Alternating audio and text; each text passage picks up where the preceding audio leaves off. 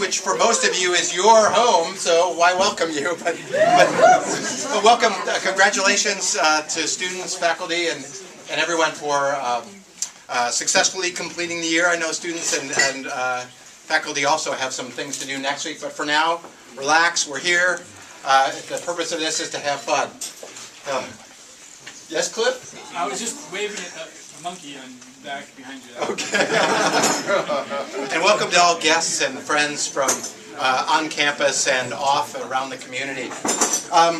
The main purpose of this is, as I said, is to finish up the year, just enjoy a little bit after a demanding year for everybody. So that's, I won't take too much time, but a key job today, a key focus of the evening is to present a variety of awards.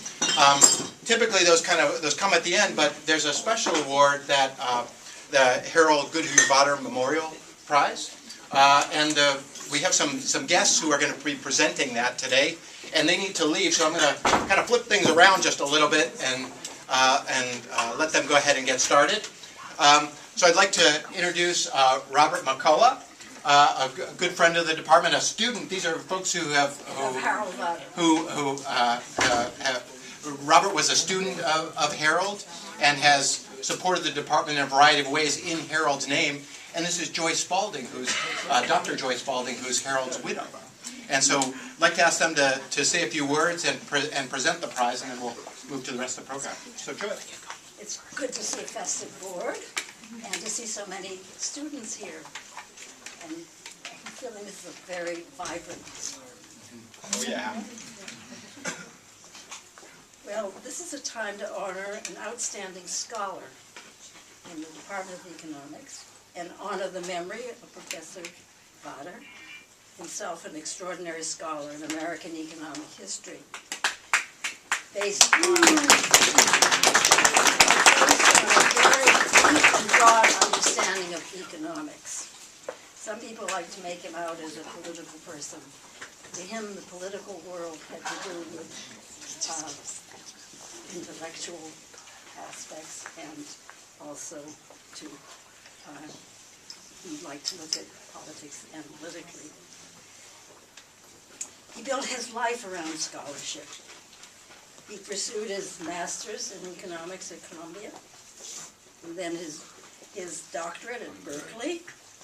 He was appointed an associate professor at Corvallis before he had finished his dissertation. That's quite a feat. Yeah, I'd say so. And he wrote some dozens of books, hundreds of book reviews, and articles in peer-reviewed journals throughout his life. He taught 35 years in this university. Even when he was old and in his last days, he continued to teach. He died on September 8th, 2000, having that day received the proof of a journal article to be published. He checked off the article, sent it off to the editor. So we can also say he died a scholar, because he died that day. His multiple works continue as a monument to him, as do many hundreds of students. Every student of that is a monument to him. And especially those who merit the Vatter Prize for their outstanding scholarship. The prize represents his concern for student scholarship. It was set up the way he wanted it when he was still alive, and it means more than getting your certificate and your name up on the wall. He hoped that those who were thus recognized for their work in economics would go on as scholars, in teaching, doing research, and writing. And Andres,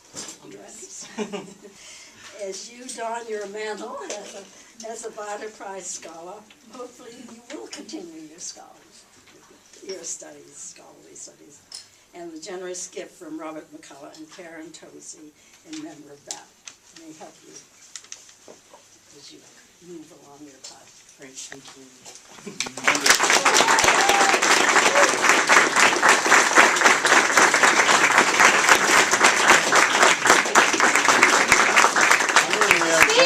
Speak!